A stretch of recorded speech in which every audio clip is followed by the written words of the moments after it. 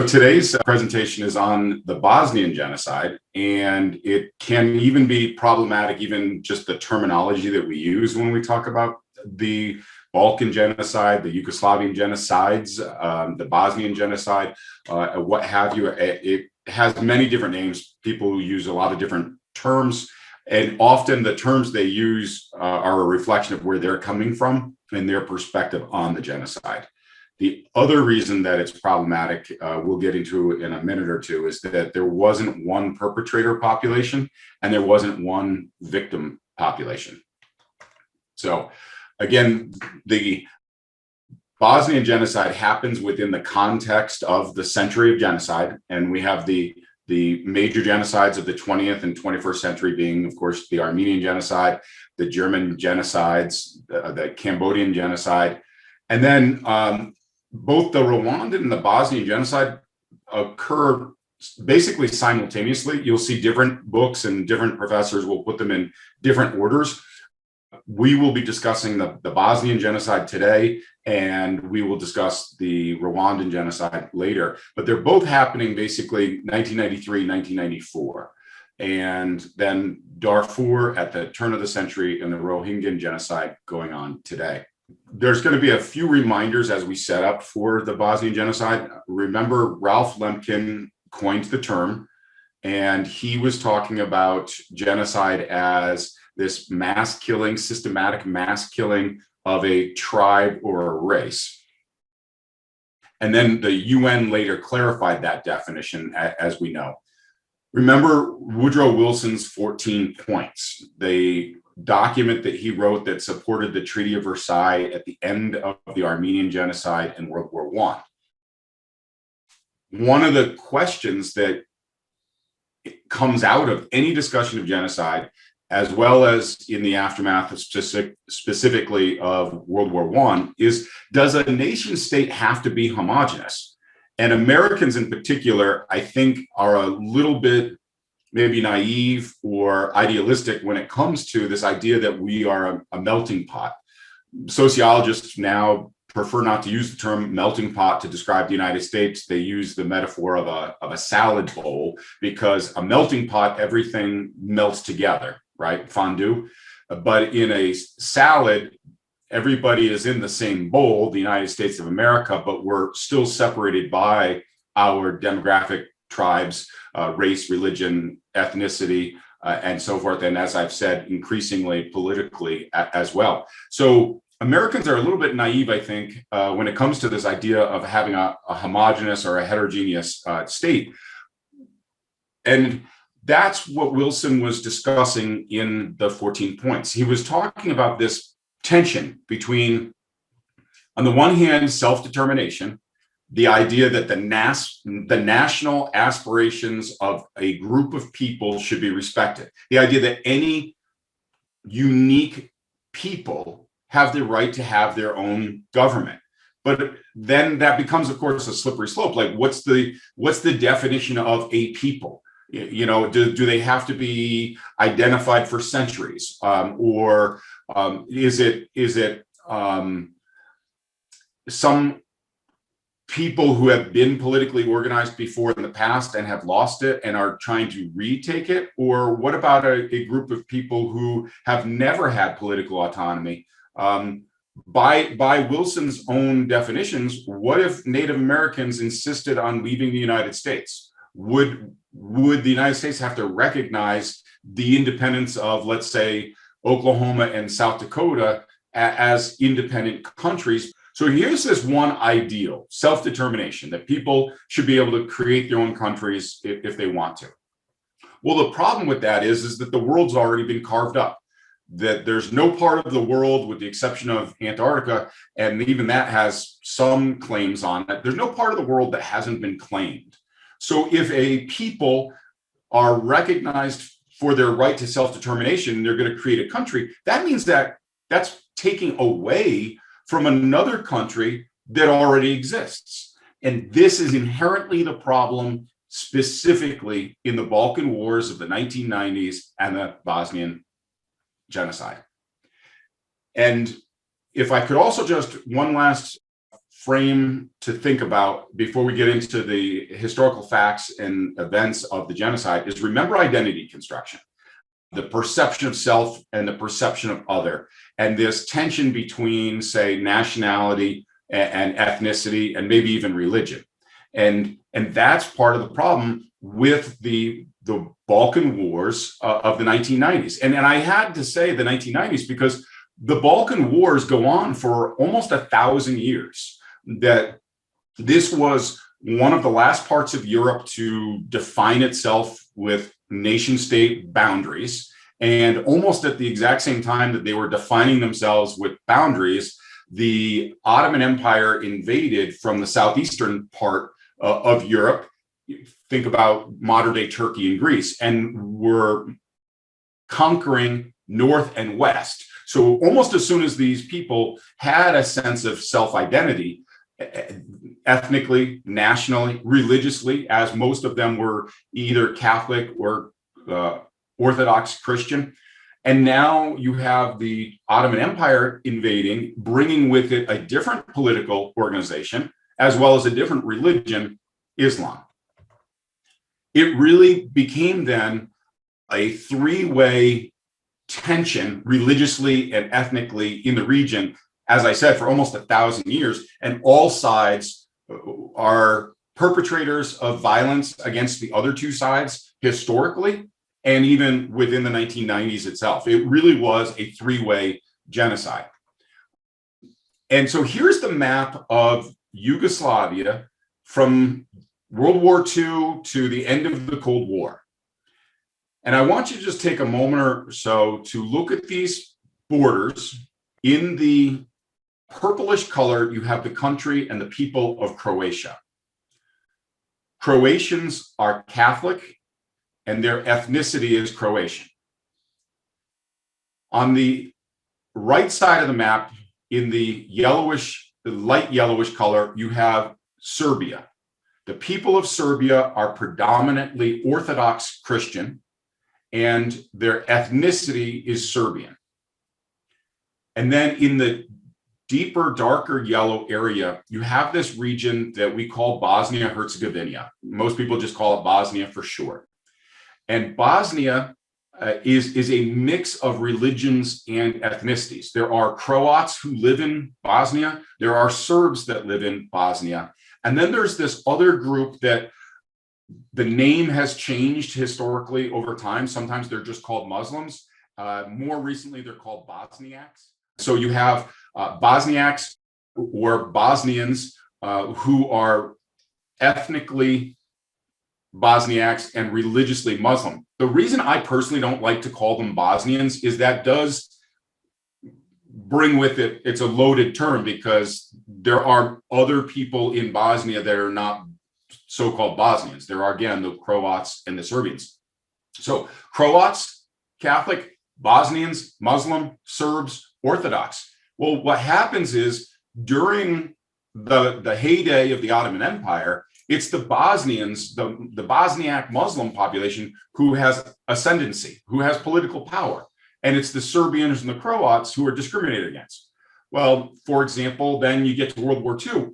The Croatians worked with the Nazis, with the German government. So all of a sudden, the Croat Catholics have ascendancy during the World War II. And it's the Bosniak Muslims and the Serbians that lose hegemony and are persecuted.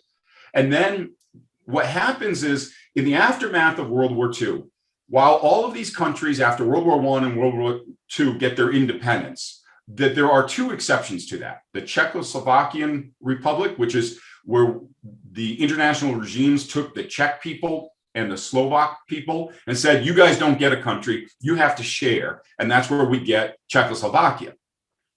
And then similarly, this region that we call Yugoslavia, or rather former Yugoslavia today, they were all shoved together by the international community. Yugo in the language of the people means all, and in Slavia means, the land of the Slavs. So this country was created as a multi-ethnic, multi-religious nation that never existed before, and all of a sudden is being smushed together.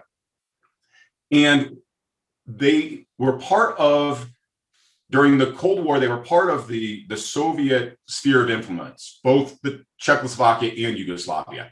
But Yugoslavia was a little bit more autonomous. They had a single dictator for almost their entire period of existence. His name was Tito, T-I-T-O, and he held the country together through power, but charisma. And he was also a hero for fighting the Nazis in World War II. So he had a little bit of a swagger that transcended ethnic and religious identities. Well, in 1989, the Soviet Union collapses. It's the end of the Cold War. And now all of these nation states that are homogenous, like Poland and Hungary, for example, they get their independence. Well, Yugoslavia and Czechoslovakia, they want their independence too, but they start to fracture. Czechoslovakia breaks apart peacefully. It's called the Velvet Revolution. The Slovaks and the Czechs were like, I don't hate you, but I don't love you. I'm going to do my own thing. And they went their other directions. In Yugoslavia, it becomes violent because it's a power play, economically, militarily, and to use the term from World War II, Lebensraum. It's a land grab as well. Take a look at this pre-genocide ethnic map of Bosnia, Herzegovina. And you can see that not only are all three groups represented, Croats, Bosniaks, and Serbs, notice that there's not like clear boundaries. It's a hodgepodge. They're intermixed. These people lived together for over 60 years as part of Yugoslavia. People get jobs, people move, people intermarry, and so that there's not clean-cut lines for people to create modern boundaries, even if they wanted to do it peacefully. And just to kind of like fast forward to the end of the genocide, you can see that it's still mixed. It's not as mixed, but if you were to pick out parts of the map on the left, top central, you can see that there used to be primarily Bosniaks in that north central region of Bosnia, and that the Bosnian population decreased and the Serbian population increased. And if you were to look at other parts of the map, say, for example, the bottom left center, you can see that the Croat population increased and that there were two kind of alcoves of Croat populations, and that there was a land grab, again, the yellow area, where Croats moved into the region and killed Bosniaks in order to connect those two ethnic Croat enclaves. Now, here's what it looks like in 2006. It hasn't changed terribly much. The last map was 1993 and 1998. Here's 2006. So, I don't want to be too flippant, but all of those people who were tortured, beaten, murdered, raped, and these genocides that happened, and yet the borders didn't really change that much. They changed, but they didn't change that much. So Yugoslavia today is about 8 countries. We'll talk about that more. Famous quote by one of the leaders of the Bosnian people was that choosing and fighting between the Croats and the Serbs was like choosing between leukemia or a brain tumor. Again, a 3-way genocide. And as I said, Tito had held the country together through raw force, charisma, and historical prestige, because he was a war hero fighting Nazis. Well, the dominant socioeconomic group within Yugoslavia were the Serbs. Most of the generals were Serbian in Yugoslavia. The next most dominant group were the Croats. And the least dominant group are the Bosniaks. So it's not a 3-way battle of equals. It's really a 1 and a 1A. 1 would be the Serbs and 1A would be the Croats. And then definitely in last place are the Bosniaks. Okay. And so when the country starts to break apart, each of these, ultimately now it's 8, but at this point on this slide, you can see it's 6 parts of Yugoslavia declare independence and start to break away. Well, Slovenia is the northwestern part of Yugoslavia. It's the furthest from the Serbs, meaning that Serbs can't stop them. They would have to go through all of these other ethnic enclaves in order to get to the Slovenians. Slovenia is also right on the border of Western Europe. It borders Italy. Italy's not going to stand for a war on its border, and Italy is one of the major countries of Europe. So Slovenia is able to get its independence peacefully and easily. Croatia, the next most remote part of Yugoslavia from the Serbs, and they also have a significant military arsenal, and they have a command staff of ethnic Croats that have high ranks in the former Yugoslavian military. So they're able to break away. And so from a Serbian perspective, the Serbians kind of equated Yugoslavia with Serbia. They thought it was the whole place was theirs. And they see their country breaking apart. And they're basically saying, no, we're not going to let that happen to Bosnia. And they make a military land grab for Bosnia. And they're also at the same time trying to prevent the Croats from making the same kind of a land grab. Okay, so that's the timeline really from 92 onward with these independence votes. And then it continues. And here's where it gets really interesting in terms of international law. The Serbians didn't overtly go into Bosnia.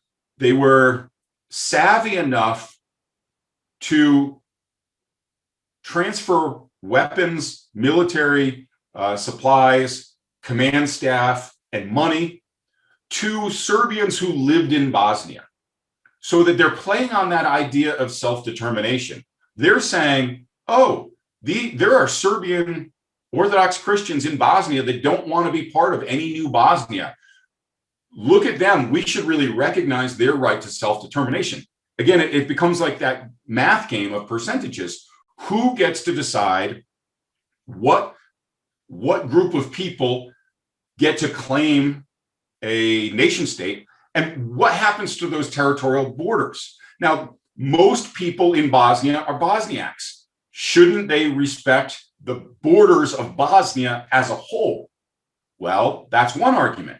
The other argument is, no, the Croats in Bosnia, they have the right to be part of Croatia, and the Serbs in Bosnia have the right to either be part of Serbia, or, and here's the brilliant thing, they declared their own country, a new country. And you can see the name there. I apologize if my pronunciation's off, but Spurka. And the reason that it's a little hard to read or understand or pronounce as Westerners is that Serbians, I should have said earlier, they use the Cyrillic alphabet, not the Latin alphabet. And so you'll notice that the spelling and the choice of letters and such are a lot different. Well, what is the world going to do watching this whole thing unfold? Well, the United Nations passed a resolution where they said, all right, if we're invited, we'll come in to try to keep the peace. Well, the peace wasn't kept. These people, these 3 murderers, are known as the butchers of the Balkans. Okay. The man on the left is Slobodan Milosevic. He is was the president of Serbia. So he is the mastermind behind this military and economic land grab onto Bosnia. He's the one that's saying, heck no, we're not going to let all of these people get their independence. We're going to hold on to a large chunk of Bosnia. Okay. But again, does not overtly invade with Serbian regular forces, because he knows that that would be a no-no in international law. And so what he does is he empowers these other 2 murderers, Ratko Mladic in the center, who's the ground general, the military leader of the Spurka independence movement. And then Radovan Karadzic is the political leader of the Bosnian Serbs. So these 3 men together coordinate what becomes known as the Bosnian Genocide. The UN really had no idea what it was doing. They showed up, in particular in Sarajevo, which is the capital of Bosnia, to try to keep the peace. But how does an international force keep the peace if the people there don't want the peace to be kept? And you can see this famous picture of this building burning. While UN troops are on the ground in the airport, this jewel of the Balkan Peninsula, Sarajevo had hosted just recently in the late the Olympics. It was a beautiful city. The UN shows up under a Chapter 6 mandate. I'll talk about that in a moment. The UN shows up as a Chapter 6 mandates saying, okay, because you invited us, we'll stay here to try to keep the peace. But again, the people on the ground, Ratko, there in the top center, he doesn't want the peace to be kept, and he's shelling the city. And there are Bosniaks who are getting some military supplies. They don't have as many as the Serbs, and they're shelling back. And there's literally a civil war going on the streets of Sarajevo, masterminded by Slobodan Milosevic on the right. One of the most famous areas of Sarajevo is known as Sniper Alley. This street was exactly between the Bosniak area of sphere of influence, zone of control, and the Serbian, Bosnian, Spurtska, Ratko area of control. And what happened is nobody could walk on this street, because if you were a Bosniak and you walked on the street, the Serbians would shoot you. And if you were a Serbian walking on the street, the Bosniaks would shoot you. In just about a 2-year period, over 1,000 people were wounded, and over 600 people, 200 were kids, murdered by snipers taking pop shots on Sniper Alley. This couple is known as the Romeo and Juliet of Sarajevo. They were in love. They were late teens. One was a Bosniak and one was a Serb. And instead of being part of this nonsensical, tribalistic, ethnic blood feud, they decided they were going to flee together, flee to the West, and live together and get married. And they were gunned down on the streets of Sarajevo in Sniper Alley on May 19th, 1993. And their bodies sat there because the Bosniaks would not go out and get the bodies because they were afraid of getting shot by the Serbs and vice versa. And you can see how close the bodies are together, sitting there in the hot sun of May 1993. And if you were to be able to see the other side of the bodies, you'll see that they're holding hands. They died holding hands. Today, there is an interesting art movement in Sarajevo where they have intentionally not repaired all the damage from the artillery shells and the violence. And what they've done is, where there are depressions in the streets and the sidewalks from artillery landing, they have filled those holes with red putty. They're called Sarajevo roses, and they represent the blood of the people of Sarajevo. Both the Croats and the Serbs detained civilian populations, concentration camps. People talked about how never again with the Holocaust. Well, it's happened again. It happened again in the Balkan Peninsula. One of the most famous pictures of the concentration camps is this picture on Time magazine in 1992. And I'll be happy to tell you, by the way, that the man in the photo survived the genocide. And you can Google him and see he put his weight back on. He survived. But how many didn't? Why are there concentration camps in Europe when Europeans know the horror of the German genocides? This picture is a picture of Bosniaks, of Muslims, in a Serbian detention camp. And again, this is a forcible transfer of population, one of the marks of genocide. The picture itself is controversial, though, because the fence does not go completely around the detention facility. And so some Russian apologists and others said, well, it's not really a concentration camp because that fence doesn't go around the detention facility, so they could leave if they wanted to, which half of that's true. The fence did not go completely around. But you tell me what would have happened to a civilian population that's being detained by a Serbian militia with weapons if they tried to leave.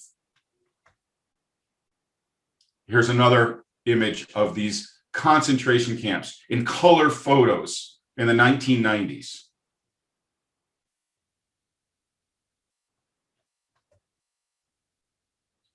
This is probably the most famous Croat camp, where they held Bosniaks and Serbs. So again, notice three-way genocide, but the perpetrators are predominantly the Croats and the Serbs, and the victims are almost always the Bosniaks. What happens is that the West, when they start to come in and put demands on this genocide to stop, it was the Croats who played nicer to the West first. And in many ways, the Croats got away with their genocide, and it was the Serbians that were held more responsible, which of course plays into a victim mentality, even today in 2021, by the Serbian population. In these camps, yes, there's the beatings and the murder, mutilation. You have the separating of men and boys from the female population. And while rape has always existed in war and in genocide, it was in this genocide and the intentionality systematically that rape was used as a tool of war, that finally the international community rewrote the international rules and said, rape is not an individual crime, it is a war crime, it is part of genocide.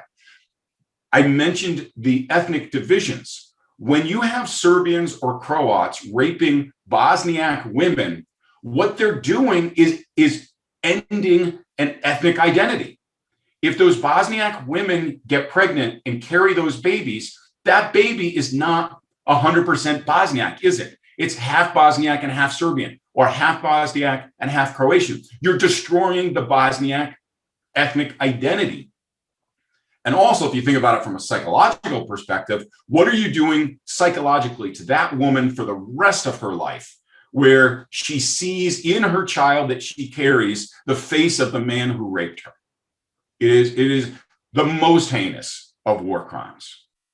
I mentioned what a Chapter 6 mandate is earlier. That's when the international community asks if it can come in and waits to be invited in. And the reason for that is that, first of all, the UN wants to respect the international borders of countries, territorial integrity, but also you don't want to be in a situation where the UN or international forces seem to be a hostile or an invading army.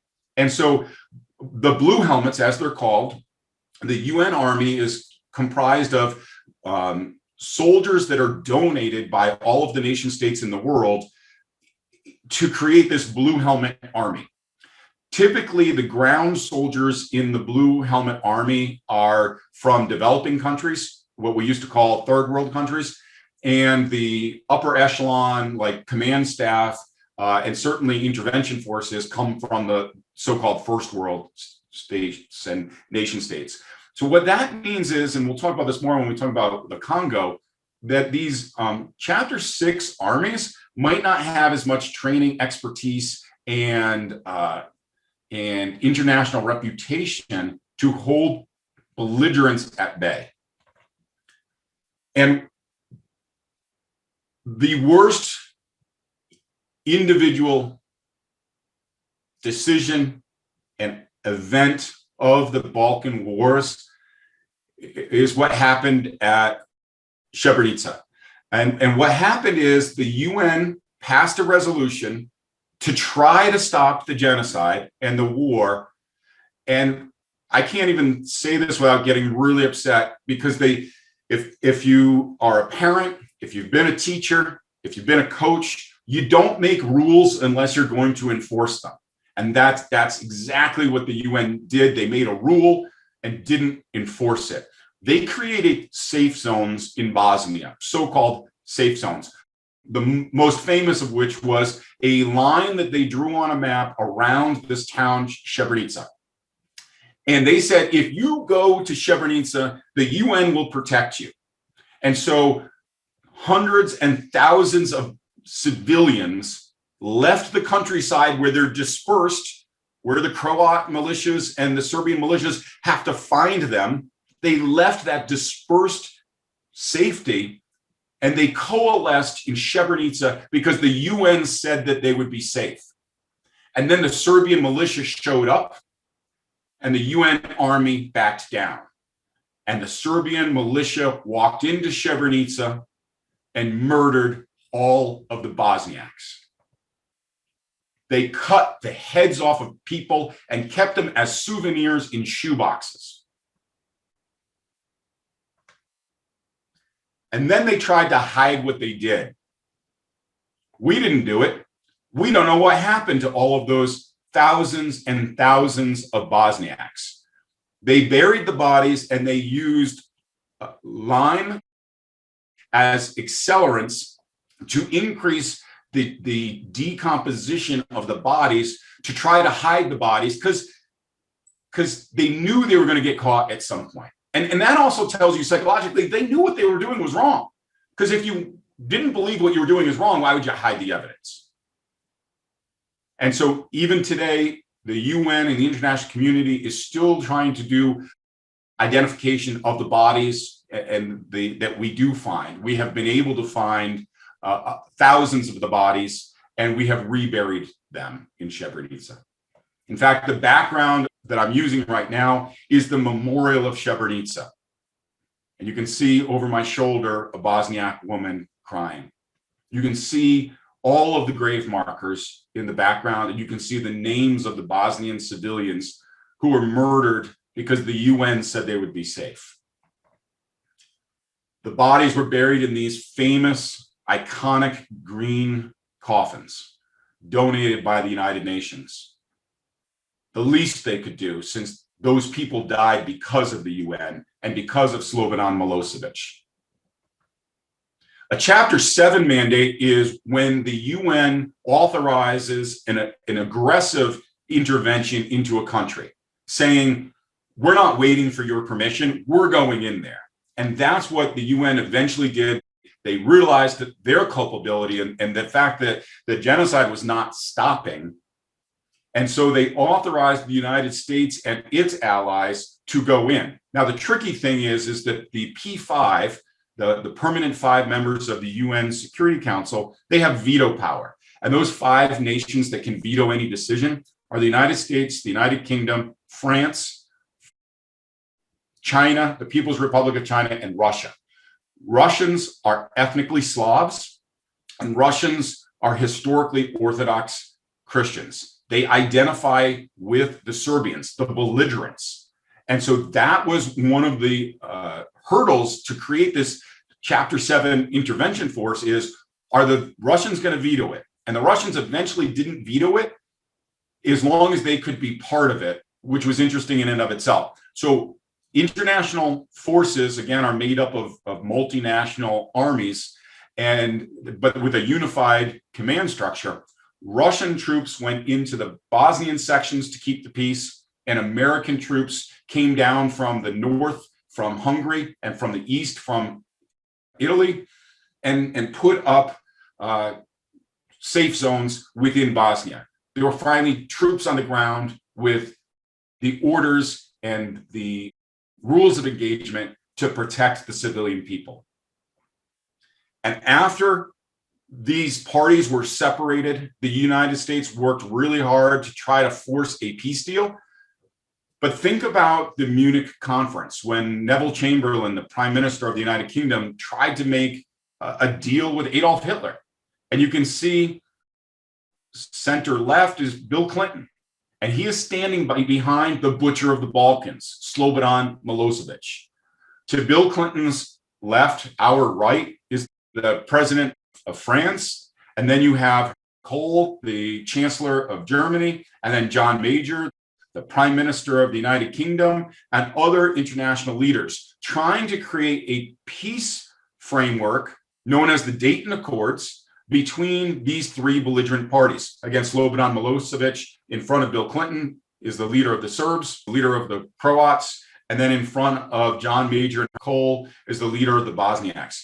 And this peace treaty was signed in Dayton, Ohio, and it established peace in the region.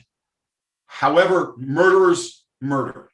And Slobodan Milosevic, when he was stopped from murdering in Bosnia, started to look for other populations to be aggressive against, to buttress his own image as a tough guy and a leader, and at the same time maybe take revenge out on Muslim populations. So a whole nother genocide started, known as the Kosovar Wars. There have been so many brave women that have come out and written books or given interviews on their experiences being prisoners in these concentration camps and being systematically raped. And Rada here is one of the most powerful interviews I've ever seen in my life about anything, let alone about genocide. And her interview is called Calling the Ghosts. And she is a social worker today. And here's a little bit of her story. You can pause the recording and read it on your own. This is Rada's story.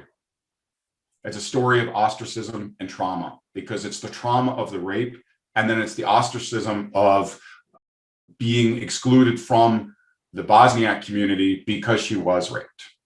The double victimization that women experience. All told, an estimated 250,000 people were resettled or killed because of the Croat-Serbian wars. There were more than 600 concentration and detention camps throughout this three-way genocide.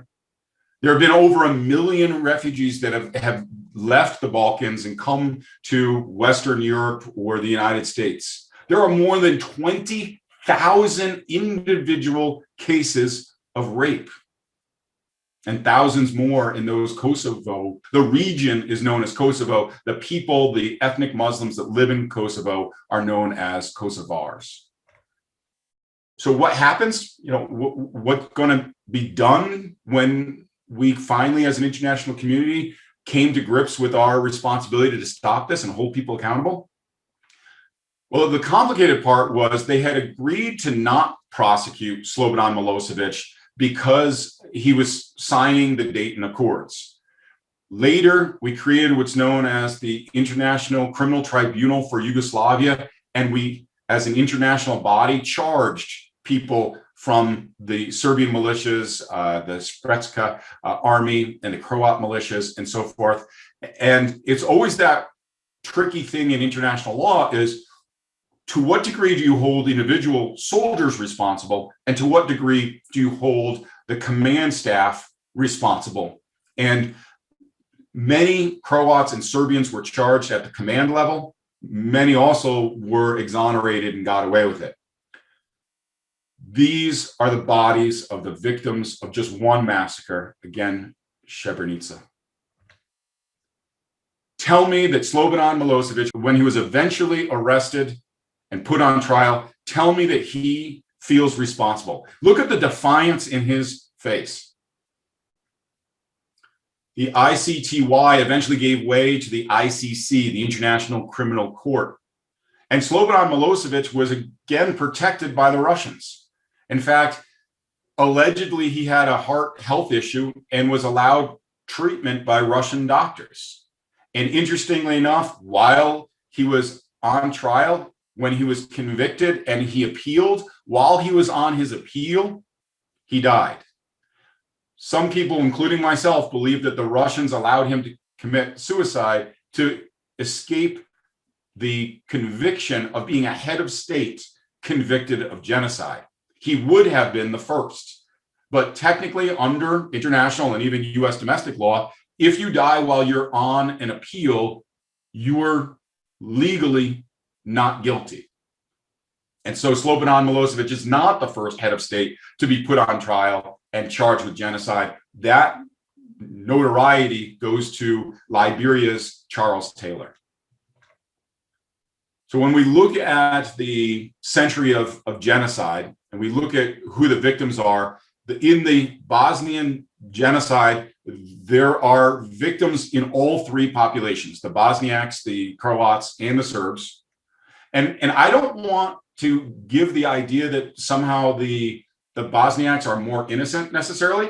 It's that they had the least amount of resources. In a parallel universe, that if the Bosnians had more weapons, perhaps they would be as belligerent as the Croats and the Serbs.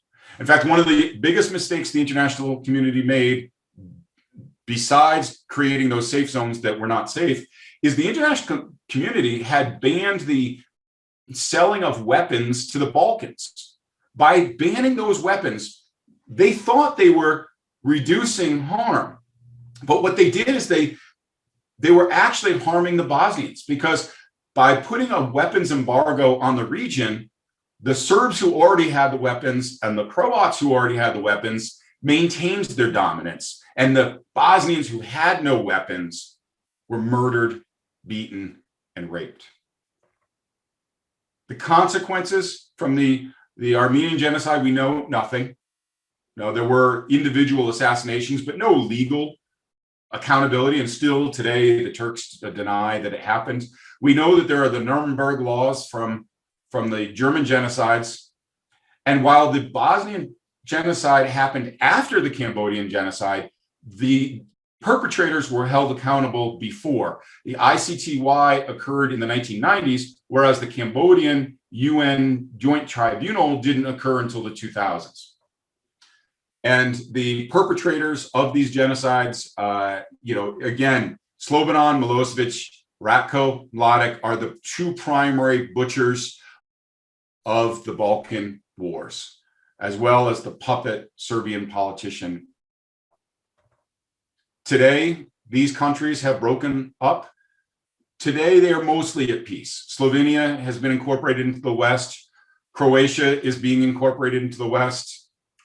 There has been an incentivizing of inviting Serbia to the West. Serbia has elected politicians in the last couple of cycles that are more pro-West, but the UN, the US, and the West is really demanding Serbian accountability verbally and in government documents for their responsibility in exchange for being part of the EU and so forth, which also creates a backlash where people are saying that Serbian people are saying, well, you can't tell us that we're guilty of something we're not guilty of.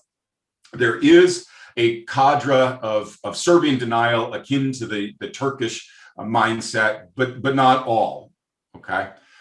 Kosovo is now declared its independence and has semi-independence, but it's not recognized by Serbia or Russia.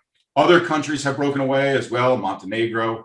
And what's really interesting is one of the last parts of these Balkan wars just was resolved in 2018, and that is the issue with Macedonia in the yellow in the bottom center. Macedonia was a federal state within the former Yugoslavia, but across the border into Greece, there was a Greek area that was known as Macedonia as well. And so when Macedonia declared its independence, Greece said, no, you can't call yourself Macedonia. They were literally going to have a war over the name of their country.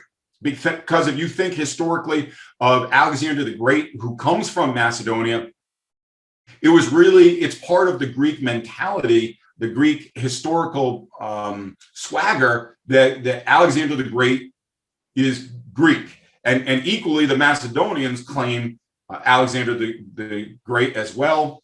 And literally about 200 US Marines were put on the border between the Republic of Macedonia and Greece to keep the peace. And that only in 2018, after 27 years, a deal was finally made, and the Republic of Macedonia changed their name to North Macedonia, which was acceptable to Greece, and there's now finally peace in the Balkan peninsulas. And that's my presentation on the Balkan Wars of the 1990s, also known as the Bosnian Genocide, as well as the spillover genocides in Kosovo as well. Thank you.